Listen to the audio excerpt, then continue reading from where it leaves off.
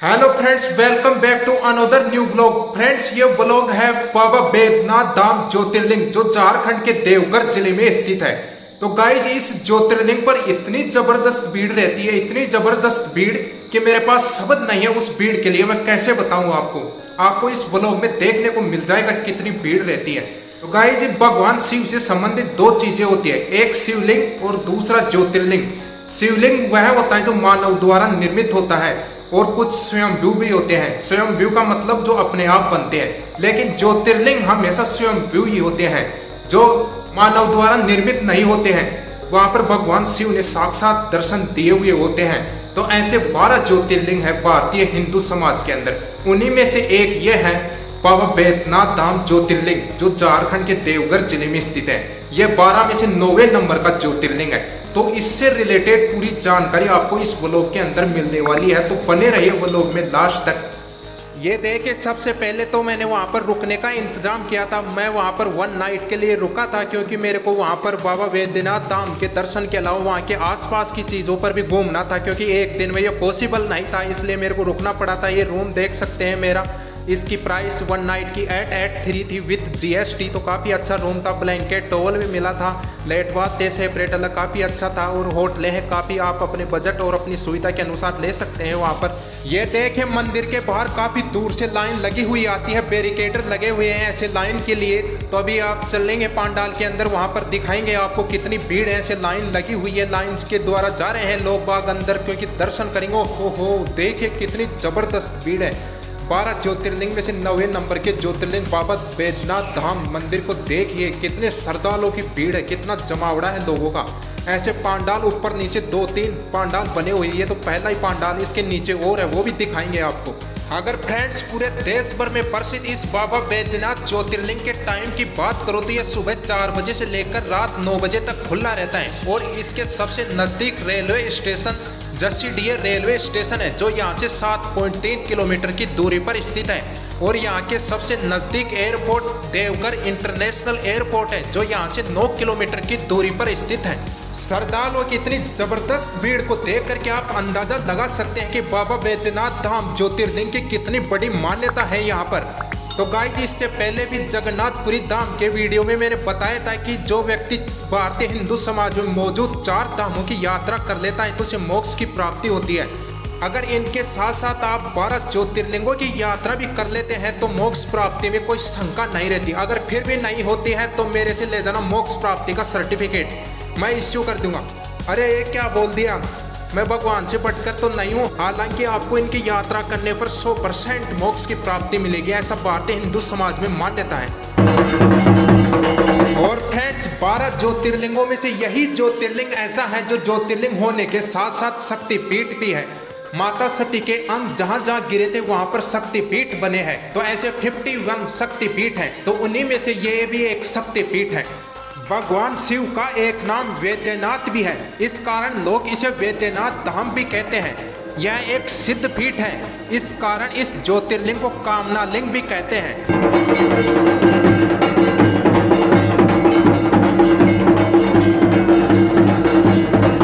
देवघर में भगवान शिव का यह अत्यंत पवित्र और भव्य मंदिर स्थित है। हर वर्ष सावन के महीने में श्रावण मेला लगता है जिसमें लाखों श्रद्धालु बोल बम का जयकारा लगाते हुए बाबा भोलेनाथ के दर्शन करने आते हैं। ये सभी श्रद्धालु सुल्तानगंज से पवित्र गंगा का जल लेकर लगभग 100 किलोमीटर की अत्यंत कठिन पैदल यात्रा कर बाबा भोलेनाथ को जल चढ़ाते हैं।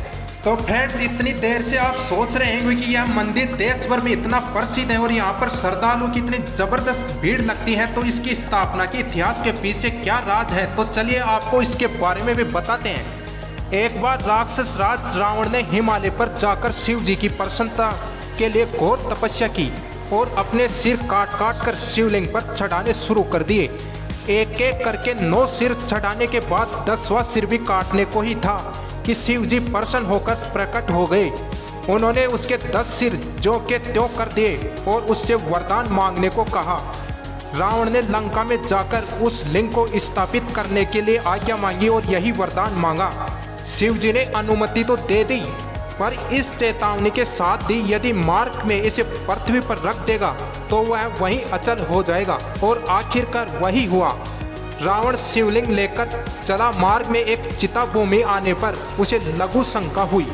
रावण उस लिंग को एक व्यक्ति को थमाकर लघु शंका निवृत्त करने चला गया। इधर उस व्यक्ति ने ज्योतिर्लिंग को बहुत अधिक भारी अनुभव कर भूमि पर रख दिया और यह व्यक्ति और कोई नहीं बल्कि विष्णु भगवान थे। फिर क्या था, लौटने पर रावण पूरी शक्ति लगाकर भी उस ज्योतिर्लिंग को उखाड़ न सका और निराश होकर मूर्ति पर अपना अंगूठा लगाकर लंका को चल दिया।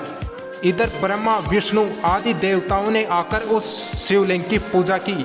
शिव जी का दर्शन होते ही सभी देवी देवताओं ने शिवलिंग की वहीं उसी स्थान पर प्रतिस्थापना कर दी और शिव स्तुति करते हुए वापस स्वर्ग को चले गए। तभी से यह मान्यता जोरों से चली आ रही है। मंदिर के समीप एक विशाल तालाब भी स्थित है। बाबा बैद्यनाथ धाम का मुख्य मंदिर सबसे पुराना है, जिसके आसपास अनेक अन्य मंदिर भी बने हुए हैं। बाबा भोलेनाथ का मंदिर माता पार्वती जी के मंदिर से जुड़ा हुआ है।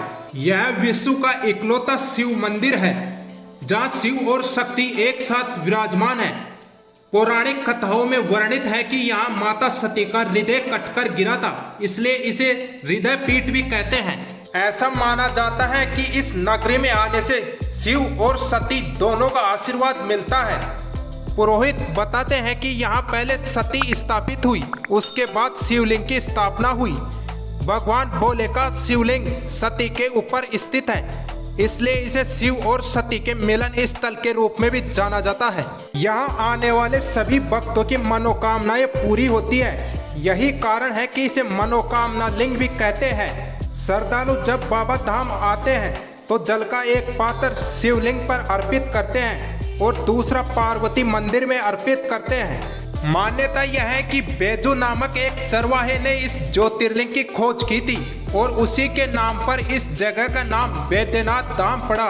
बैजू मंदिर इस ज्योतिर्लिंग मंदिर से 700 मीटर की दूरी पर स्थित है। बैद्यनाथ मंदिर के अलावा मंदिर में विभिन्न देवी देवताओं के एक ही परिसर में 22 मंदिर और स्थित हैं। तो गाइस, जब लास्ट में भगवान शिव के दर्शन के लिए लास्ट वाली जगह आती है, उसमें इतनी भीड़ रहती है, जानवरों की तरह लोग पड़ते हैं, कोई इधर कोई उधर। तो मैं वहाँ पर शूटिंग भी नहीं कर पाया क्योंकि मोबाइल गिर सकता था। ऐसी धक्का मुक्की में बहुत ज़बरदस्त भीड़ है। कभी आओगे तब देखोगे आप, ऐसे जानवर भी इस तरह नहीं होते। और पीछे से पुलिस वाले भी डंडे से मारते पीटते रहते हैं कि चलो निकलो जल्दी से, चलो निकलो ऐसे, क्योंकि वहाँ पुलिस के जवान जगह जगह पर तैनात रहते हैं। और जब मुख्य मंदिर में दर्शन करने के लिए आते हैं तो वहाँ पर 4-5 पुलिस वाले पीछे से डंडे मारते रहते हैं कि जल्दी से दर्शन करके निकले। और फ्रेंड्स, यह ज्योतिर्लिंग रावण के द्वारा दबाए जाने के कारण भूमि में कुछ दबा हुआ है। रावण के अंगूठे का निशान आज भी वहाँ पर मौजूद है जो दिखता है। सावन के महीने में यहाँ मेला लगता है और भक्तगण दूर दूर से कांवर लेकर जल भरकर बाबा बैद्यनाथ धाम को आते हैं। बैद्यनाथ धाम में अनेक रोगों से छुटकारा पाने हेतु भी बाबा के दर्शन करने के लिए श्रद्धालु आते हैं। और फ्रेंड्स, यहाँ से 42 किलोमीटर की दूरी पर स्थित वासुकीनाथ मंदिर भी स्थित है जो भगवान शिव को ही समर्पित है। तो ऐसी मान्यता है कि जब आप बाबा बैद्यनाथ धाम के दर्शन करने आते हैं तो वासुकीनाथ मंदिर भी जाकर के दर्शन जरूर करें। और इसके आसपास घूमने के लिए चीजें बताऊं तो उनमें से है नंदन पर्वत चिल्ड्रन पार्क, नौलखा मंदिर, सत्संग आश्रम, तपोवन पर्वत, त्रिकुट पर्वत। यहाँ प्रतिवर्ष महाशिवरात्रि से 2 दिनों पूर्व बाबा मंदिर, माँ पार्वती व लक्ष्मी नारायण के मंदिरों से पंचशूल उतारे जाते हैं। इस दौरान पंचशूल को स्पर्श करने के लिए भक्तों की भीड़ उमड़ पड़ती है। गाइस, यहाँ पर खाने की बात करें तो बाहर काफी सारे रेस्टोरेंट हैं जहाँ पर 80 रुपए से 100 रुपए तक थाली मिल जाएगी आपको। चाहे साउथ इंडिया का खाना लो, चाहे नॉर्थ इंडिया का, चाहे ईस्ट इंडिया का, हर तरह का खाना मिल जाएगा। तो यहाँ पर अगर आप नाइट को रुकना चाहते हैं तो मेरा खर्चा आया था 1100-1200 रुपए, जिसमें से 1 नाइट का होटल था 883 रुपए। तो आप अपनी सुविधा के अनुसार बजट लेकर आ सकते हैं और बाबा के दर्शन कर सकते हैं यहाँ पर। और गाइस, यहाँ के प्रसाद की बात करूँ तो पेड़ा इतना फेमस है, पूरे देश भर में प्रसिद्ध है। जो भी श्रद्धालु आते हैं यहाँ पर पेड़ा लेकर ही जाते हैं। चारों तरफ गलियों में पेड़े ही पेड़े की दुकान है, उनमें से पेड़ा गली सबसे ज्यादा प्रसिद्ध है।